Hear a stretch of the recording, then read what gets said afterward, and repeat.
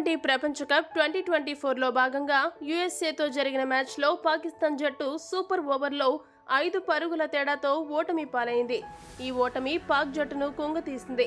ఒకవేళ పాకిస్తాన్ జట్టు ఇండియాతో జరిగే మ్యాచ్లో ఓడిపోయి యుఎస్ఏ గనుక తాను ఆడబోయే మిగతా 2 మ్యాచ్లలో ఒక్క మ్యాచ్ గెలిచినా పాక్ జట్టు గ్రూప్ స్టేజ్లోనే ప్రపంచ కప్ నుండి నిష్క్రమించే అవకాశం ఎక్కువగా ఉంది. ఈ పరిస్థితుల్లో పాక్ మాజీ ఆటగాడు అఖ్తర్ బాబర్ సేనపై సంచలన వ్యాఖ్యలు చేశాడు.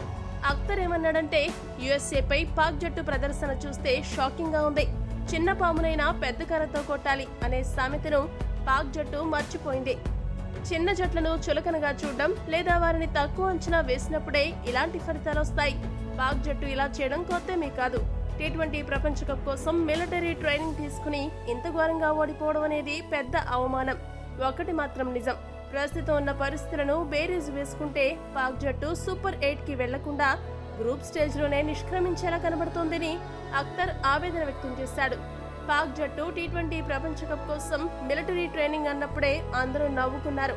ఇప్పుడు యుఎస్ఏ చేతిలో ఓడిపోవడంతో మరింత నవ్వులు పాలైంది. దీంతో పాకిస్తాన్ ఇండియా మ్యాచ్ పై ఆసక్తి మరింత రెట్టింపైంది. ఈ వీడియో గనుక మీకు నచ్చినట్టయితే లైక్, షేర్, కామెంట్ చేయండి. మరిన్ని స్పోర్ట్స్ అప్డేట్స్ కోసం మా ఛానల్ ను సబ్స్క్రైబ్ చేసుకోండి.